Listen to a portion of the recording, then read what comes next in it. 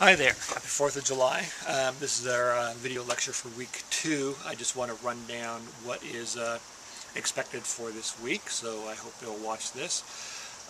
First of all, your draft summary is due by midnight tonight, and I will be getting back to you with those, with comments on those as soon as they come in. A few have come in already, and I've already given those people comments, so you'll want to check back shortly. I will be away from the computer pretty much all day Tuesday. I'm getting up early and going to Seattle and not coming back until Wednesday morning, so you may not hear from me right away, but I'll try to make some time Tuesday morning and maybe Tuesday evening very late to give comment on those drafts of the summaries that I haven't seen yet. So anyway, that'll happen. So get them in quickly and I'll get back to you as much as I can. If you look in the week 2 directory, you'll see there is a place at the top just below this video to discuss the points you might want to respond to, and so that's a place for you to write something like, you know, I'm thinking about writing in chapter 3 about the way the Spaniards were able to conquer the Incas with just 168 men. Maybe that somehow applies to Afghanistan or Iraq today in your mind and you want to draw a parallel. Well, that would be a place to start discussing it, getting feedback from others and kind of helping to shape up your ideas. So there might be other ideas, but that's possible. So you can go there, post your ideas, and we'll just, don't worry if they sound stupid at first or you think they sound stupid at first. We'll just go there to try to form things up. Below that there's a place for your draft summary. Those should be coming in. Post them however you can, only I will be reading those. Below that is a sample summary from the prologue. If you need a little bit of guidance, you'll see that contains my annotations for the prologue and my having turned those annotations into a summary, and I think I broke it up into a few paragraphs just to make it a little easier to read.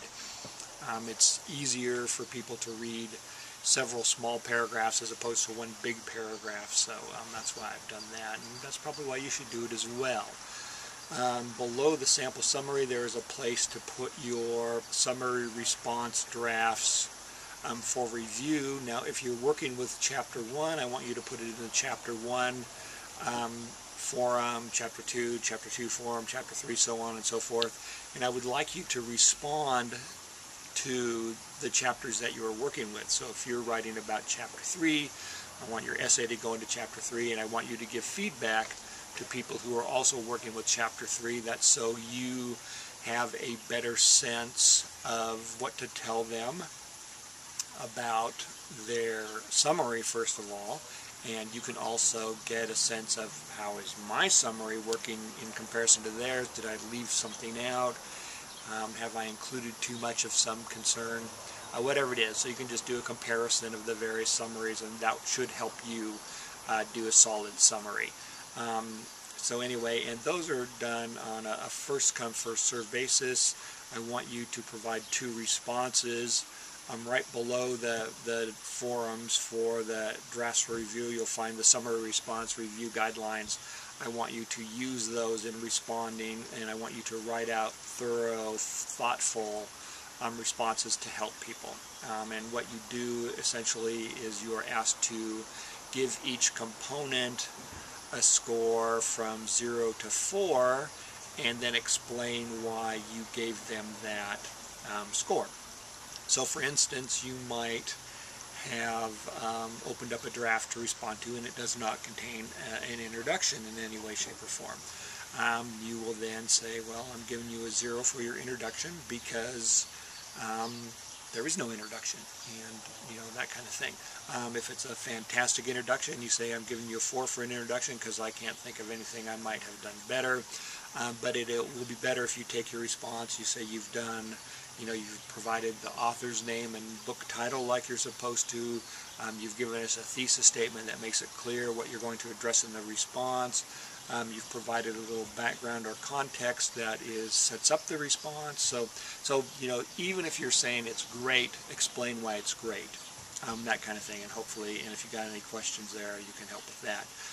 There's also a sample summary and response draft. It's from an earlier assignment with a different text, but it will give you a sense of what your summary should and response should look like, how it should be structured, and it contains some commentary from me in italics. This is the work of a student. This is an early draft. It's not an A paper at this stage. And I think you will see why if you read it and pay attention to it.